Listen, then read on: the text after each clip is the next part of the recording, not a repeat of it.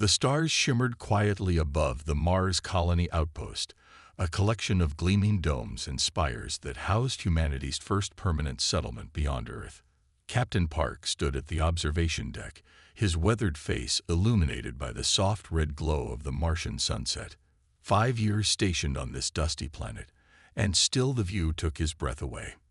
"Captain, something's appearing in orbit." The voice of his second-in-command, Lieutenant Sun, crackled through his earpiece. Park frowned. No supply ships were scheduled for another 3 weeks. He hurried to the command center, where the staff huddled around the main display. "Multiple objects, sir," Sun reported, her fingers flying across the control panel. "They're not broadcasting any identification codes." The objects resolved into clearer images on the screen. Massive ships, unlike any human design, with smooth, curved hulls that seemed to absorb rather than reflect light. "Try all frequencies," Park ordered. "First contact protocol." The communication specialist, a young man named Tai, frantically sent standard greeting messages on all channels. The alien vessels continued their silent approach.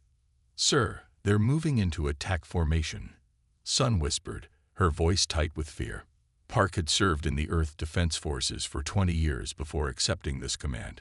He recognized combat positioning when he saw it. "Sound the alarm. All personnel to emergency stations." The colony's warning sirens began to wail as the first beam of energy lanced down from the largest alien ship. The colony's shields, designed to protect against solar radiation and meteorites, not weapons, flared bright blue before failing entirely. "Direct hit on Dome 3. Someone shouted. The secondary explosions rocked the command center. Park grabbed the emergency transmitter, knowing the colony's main communication array had likely been destroyed. "This is Captain Park of Mars Colony Outpost. We are under attack by unknown alien forces. They arrived without warning and opened fire immediately." He paused, watching as another energy beam sliced through the research facility. "Their technology far exceeds ours. Begin immediate evacuation protocols for Earth colonies. Prepare defenses. We." A tremendous explosion knocked him off his feet.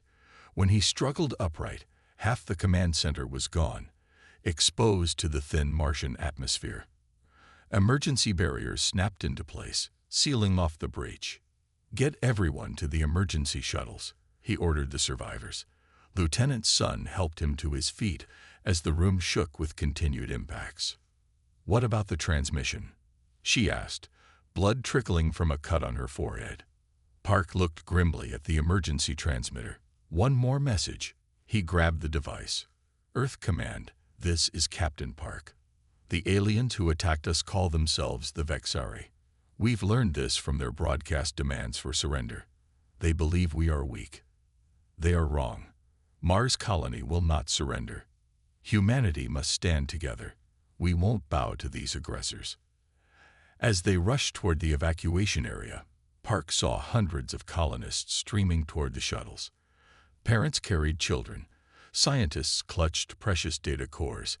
Engineers brought critical technology components. Even in chaos, they moved with purpose.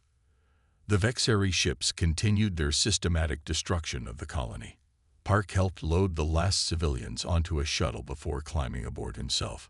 Through the viewport, he watched as the home they had built on this harsh planet was reduced to rubble. "They think this will break us," Sun said quietly beside him. Park shook his head. "They don't understand humans." Back on Earth, General Kim stood in the United Earth Defense Coalition headquarters as the fragmented transmission from Mars played. The room fell silent as Captain Park's final message ended. "Confirmation?" she asked. "Multiple observatories have verified, General," her aide replied. "The alien fleet destroyed 80% of the Mars colony before departing the system." Kim studied the images of the Vexari ships captured by Earth's long-range telescopes. Evacuation status. Approximately 60% of colonists made it to the emergency shuttles. They're on their way home. Kim nodded once, her face betraying no emotion though her hands clenched into fists at her sides. "Alert all commands worldwide. Recall all deep space missions. Begin full military mobilization. General, should we attempt communication with these Vexari? Asked one of the civilian advisors. They made their intentions clear at Mars, Kim replied. Captain Park was right. We won't surrender. She turned to face the room full of Earth's highest military commanders. Humanity has spent its entire history fighting, usually against itself. Now we have an external enemy. I suspect these Vexari have no idea what they've just awakened. As the news spread across Earth, something remarkable happened. Ancient enemies set aside their differences. Border disputes were postponed. Resources were pooled. Within days, the planet that had never truly known unity found it in the face of an existential threat. In laboratories and factories around the world, humanity prepared. In military bases, soldiers trained for a kind of war they'd only imagined in fiction. And in the silence of space, the surviving Mars colonists made their long journey home, carrying with them both the horror of first contact and a stubborn, burning resolve. The Vexari had expected submission. They would learn that they had picked the wrong species to fight. Admiral June stood on the command deck of the Vexari flagship, studying the holographic display of the solar system. His four-fingered hand waved dismissively at the image of Earth. Such a small world to cause such worry, he said to his officers. The creatures barely have spacecraft that can reach their own moon reliably. The intelligence officer, Lieutenant G, approached with caution. She had spent 3 cycles studying human history and behavior since their first encounter at the Mars colony. What she discovered troubled her deeply. Admiral, I believe we have underestimated these humans, she said, presenting her data tablet. Their technology may be primitive compared to ours, but their adaptability is remarkable. Admiral June flicked through her report with growing impatience. They still use combustion engines for some vehicles. Their weapons are based on chemical explosives. Their medical science is in its infancy. He handed the tablet back to her. What exactly should concern us? Their history, sir, Joy insisted. These creatures evolved as persistence hunters. They would chase prey until it collapsed from exhaustion. Their bodies are built for endurance, and their minds are wired to never give up. The Admiral laughed, his scaled skin rippling with amusement. Lieutenant, we have conquered 17 species across 12 star systems. Many were physically stronger than these humans. All fell before our might. Lieutenant G tried one last time. Sir, no other species we've encountered has spent its entire history fighting itself. Their planet has seen over 15,000 wars. Their greatest advances come during times of conflict. They thrive on challenge. Enough. Admiral June silenced her with a sharp gesture. Prepare the fleet for the next phase. We'll strike their largest military installations, then accept their surrender. This conversation is finished. Lieutenant G bowed and retreated, fear growing in her heart, not of the humans, but of her commander's blindness. Meanwhile, in an underground laboratory beneath Seoul, Dr. Lee hunched over a workbench, his eyes red from lack of sleep. Before him lay components salvaged from Vexari technology recovered from Mars. For 3 weeks straight, he had worked with his team to understand how the alien shields functioned. Try the frequency modulation again, he told his assistant, a brilliant young engineer named Min. Increase by increments of 0.15 this time. Min adjusted the testing apparatus, which fired a focused energy beam at a small section of salvaged Vexari shielding. As the frequency changed, the shield remained solid, until suddenly, at one specific point, it flickered and failed. Dr. Lee froze, hardly daring to breathe. Did you see that? Min nodded excitedly. The shield has a harmonic vulnerability. At exactly 354.87 terahertz, it becomes unstable. Dr. Lee's hands trembled as he documented the finding. Every shield has a weakness. We just needed to find it. He reached for the secure communication terminal. Contact General Kim immediately. We found our way through their defenses. Across the planet, Humanity prepared for war in ways the Vexeri could never have predicted. In African research centers, botanists developed plants that could rapidly process the toxic emissions from Vexeri ships. In North American factories, engineers reverse-engineered alien technology with astonishing speed. In Australian outback facilities, pilots trained in simulators designed to mimic Vexeri ship movements.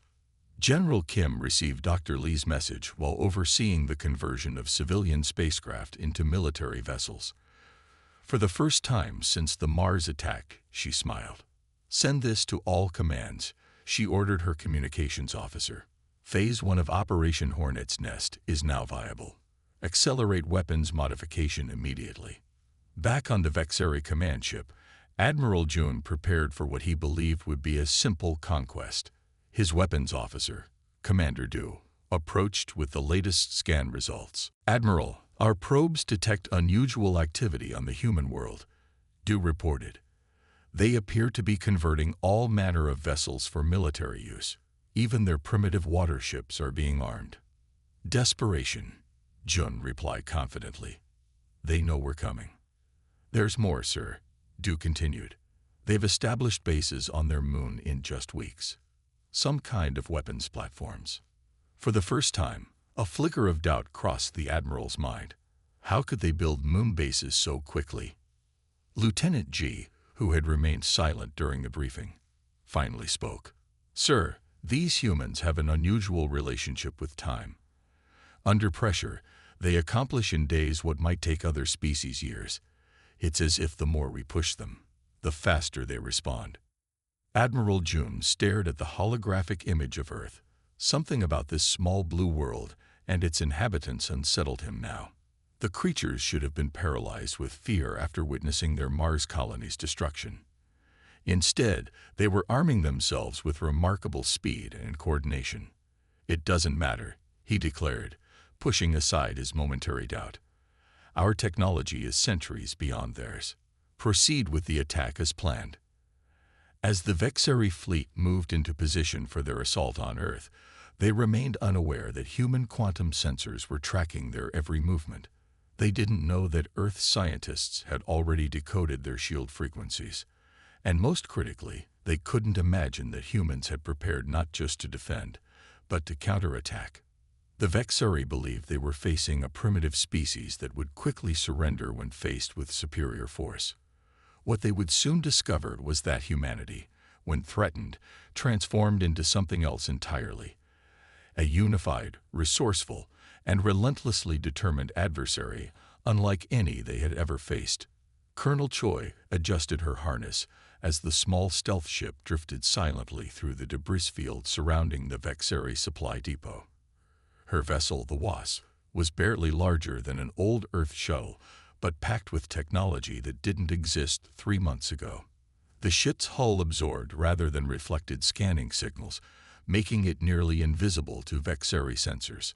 "Status check," she whispered, though there was no need for quiet in space. Old habits from Special Forces training died hard. "All systems nominal."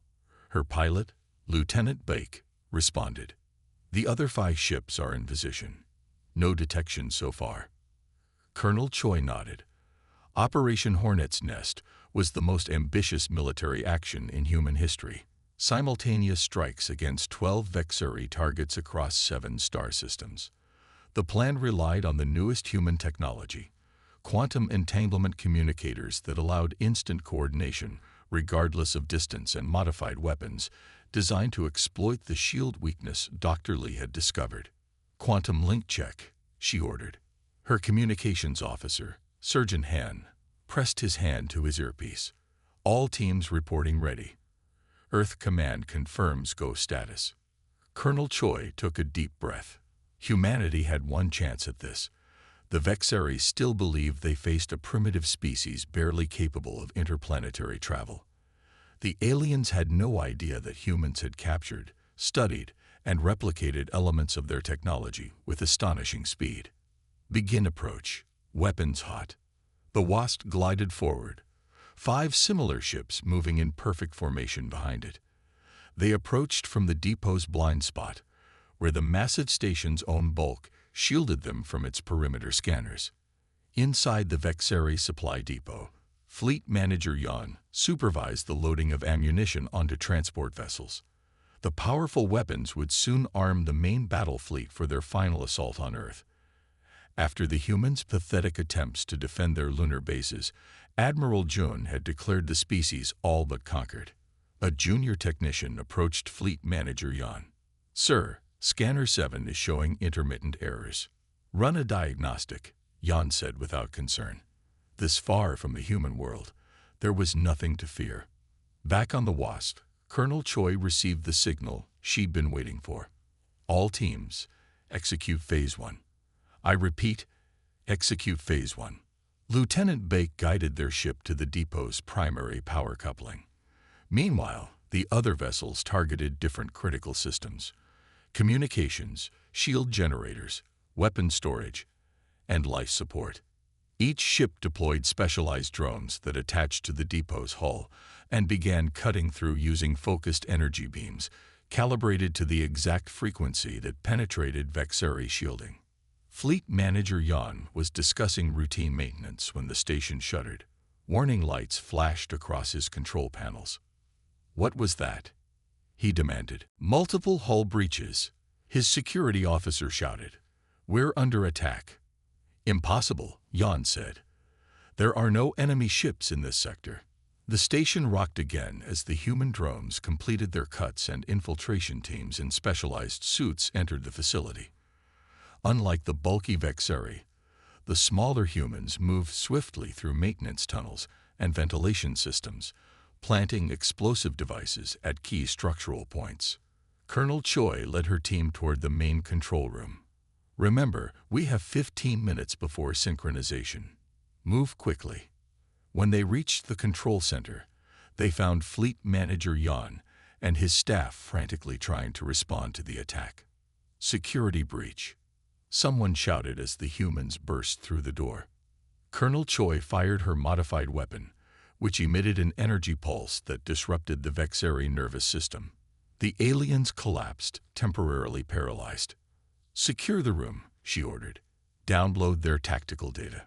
Sergeant Han plugged a device into the Vexeri computer system, copying crucial information about fleet movements and defenses, while other team members planted explosives. "Colonel, quantum communication from Earth Command," Lieutenant Bake reported. "All other targets report successful infiltration. Synchronization in 3 minutes." Colonel Choi nodded. "Place the final charges.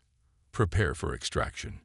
On Earth, General Kim stood in the command center, watching as tactical displays showed all 12 strike teams reporting success. The Vexeri had spread their forces thin, confident that humans lacked the technology to strike beyond their own system. That arrogance would cost them dearly. "All teams in position," her aide reported, "awaiting your order for synchronization."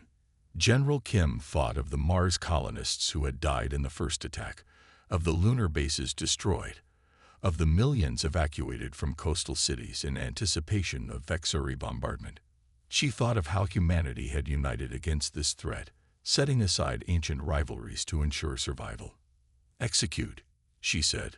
Across 7 star systems, at precisely the same moment, human strike teams detonated their explosives and withdrew to their ships. 12 critical Vexeri facilities, supply depots, communications relays, forward bases, and 1 massive dreadnought erupted in coordinated destruction. On the Wasp, Colonel Choi watched through the view screen as the supply depot broke apart behind them. Secondary explosions rippling through its structure as weapon stockpiles ignited. "Mission accomplished," she reported through the quantum link.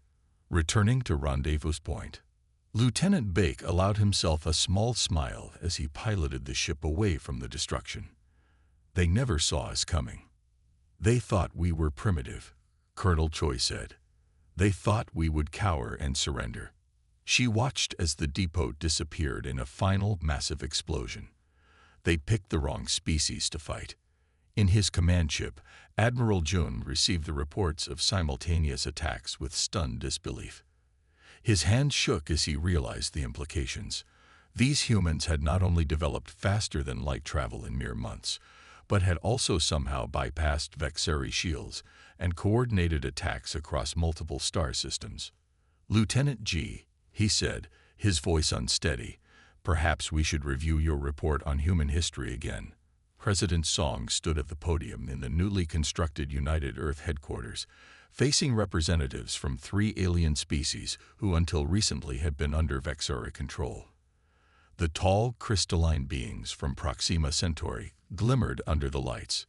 Beside them, the 6-limbed delegates from Ta Ceti maintained a respectful distance from the amphibious representatives of the Hidoran system. "For centuries, you endured Vexeri domination," President Song said, her voice firm despite her exhaustion. "They told you resistance was impossible.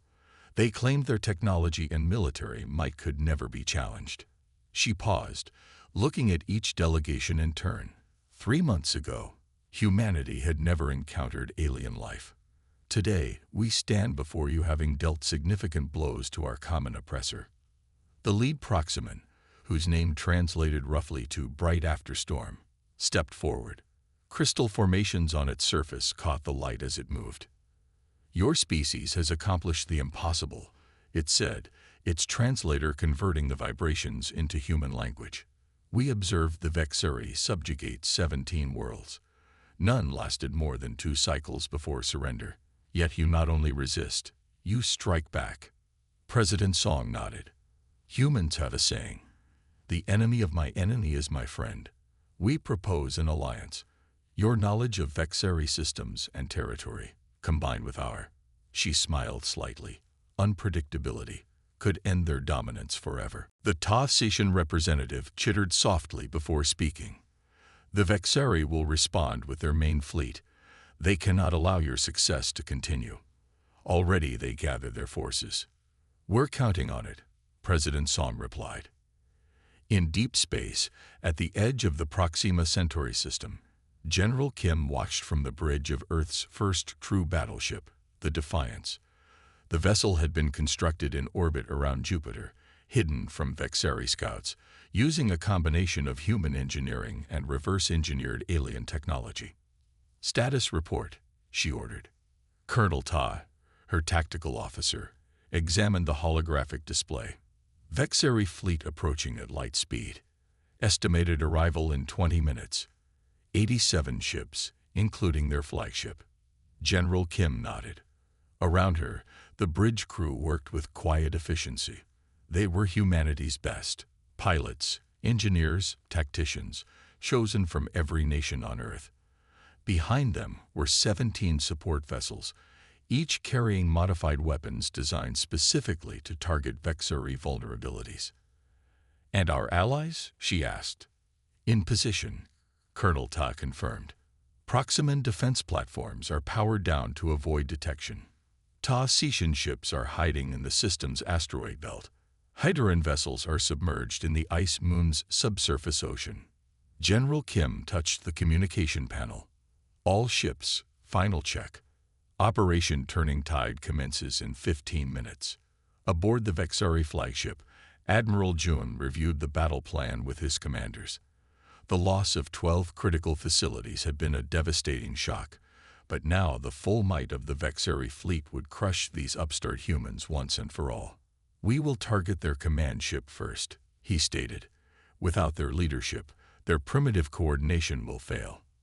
Lieutenant G, now promoted to intelligence commander after her warnings about human adaptability proved correct, spoke carefully. "Admiral, I advise caution. This system was once controlled by the Proximans, who may still maintain hidden defenses." Admiral Jun dismissed her concerns. "The crystal forms have been subjugated for 300 cycles. Their will to fight was broken long ago." He turned to his weapons officer. "Prepare main cannons for maximum yield. I want that human ship vaporized." As the Vexeri fleet emerged from light speed, they found exactly what they expected. A small group of human vessels apparently waiting to make a last stand in a system far from Earth. Admiral Jun allowed himself a moment of satisfaction.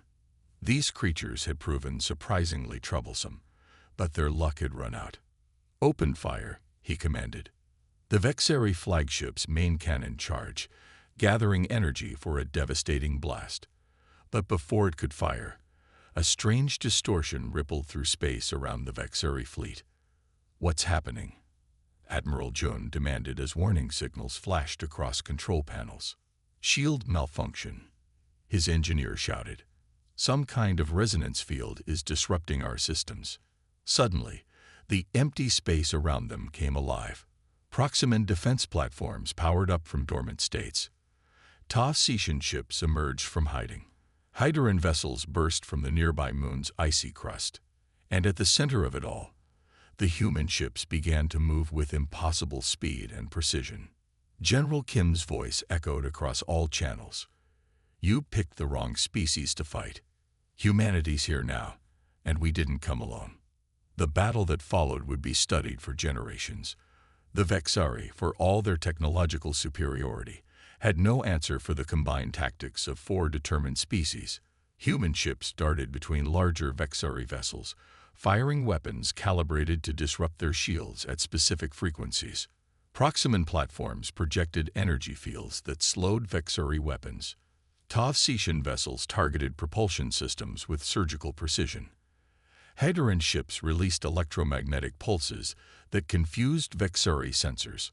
On the bridge of the Defiance, General Kim watched as the carefully orchestrated attack unfolded. "Target their flagship," she ordered. "All ships, execute pattern Delta." The human vessels moved in perfect formation, drawing Vexari fire while creating an opening for the Defiance to approach the enemy flagship. Colonel Ta locked onto the massive ship's command center. "Ready, General." General Kim nodded. "Fire." The Defiance's main weapon, powered by technology that hadn't existed 4 months earlier, lanced through space, bypassing the Vexari flagship's weakened shields and striking its command deck directly. Admiral Jun barely had time to register shock before his world exploded in blinding light. As the Vexari flagship listed powerless in space, the rest of their fleet began a chaotic retreat. For the first time in centuries, the mighty Vexari had been defeated in open battle. President Song received the news with quiet satisfaction. The tide had turned. The war was far from over, but today had proven what she already knew. Humanity would never surrender. And now neither would their allies. Admiral Kang stood on the bridge of the Defiance, watching as the Vexari homeworld grew larger on the main view screen. After 8 months of conflict, the combined forces of humanity and their allies had pushed all the way to the heart of Vexari territory. The journey had cost them dearly.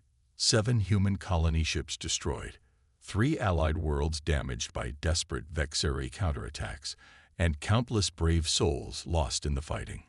Yet here they were, poised to end the war decisively. "Tactical analysis," Admiral Kang requested. Major Huan, who had replaced Colonel Tai after the Battle of Ta-Siti, studied her console. "Vexari orbital defenses are substantial but not at full capacity. Many of their weapon platforms appear to be operating on emergency power. Ground-based defenses are still active but scattered. Their remaining fleet has taken defensive positions around the capital city. And our forces. All ships report ready, Admiral. Our allies are in position. The Proximans have disabled the Vexari early warning network.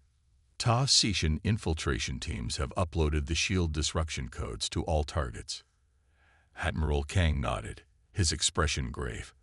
After the decisive victory at Proxima Centauri, Earth's military leadership had debated their next steps.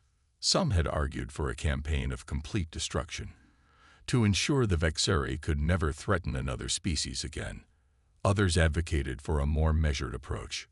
President Song's instructions had been clear: end this war, but remember what makes us human. "Open a channel to all ships," Admiral Kang ordered.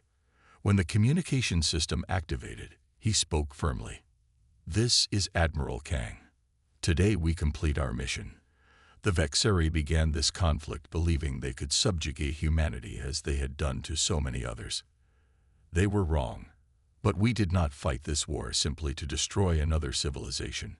We fought to protect our own, and to free those already under Vexari control." He paused. Our objective is the Vexeri High Command and military installations only. Civilian targets are strictly off-limits. We are not conquerors. We are liberators. Commence Operation Final Resolution. The Earth fleet moved forward, weapons systems powering up.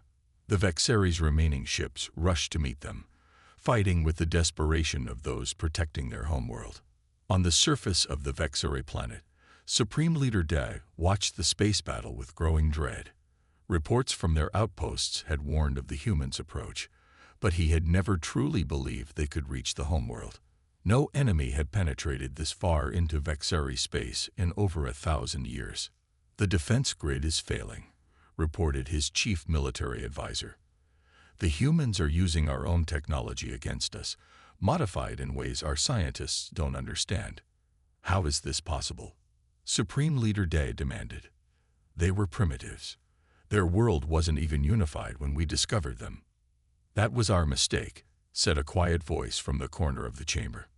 Day turned to see the former Admiral June, who had survived the destruction of his flagship but been stripped of rank after his failures. What did you say? We judged them by their technology, not their nature, June explained. No species we've encountered has ever adapted so quickly or fought so fiercely. They don't know when they're beaten. As if to emphasize his point, the building shook as orbital strikes targeted nearby military installations. Incoming transmission, announced the communications officer, from the human flagship. Supreme Leader Day straightened his ceremonial armor. Display it. Admiral Kang's face appeared on the screen. Supreme Leader Day, I am Admiral Kang of Earth. Your military has been defeated. Your defenses are falling. You have one opportunity to prevent further destruction. Day's facial scales flattened in anger. You dare dictate terms to the Vexari. We have ruled the stars since your kind lived in caves. And that era is over, Admiral Kang replied calmly. But it doesn't have to end with your extinction. Look outside your window. Supreme Leader, notice what we haven't targeted. Da glanced at the surveillance feeds showing the capital city. While military bases burned, civilian areas remained untouched. The humans had been precise in their strikes, avoiding population centers entirely. I don't understand, Dai admitted. You could destroy us completely. We could, Kang acknowledged. But that's not who we are. Surrender your military forces. Free all subjugated worlds. Join the interstellar cooperative we're establishing with our allies. In return, your people will live in peace, your borders respected. Day looked to his advisors, who nodded reluctantly.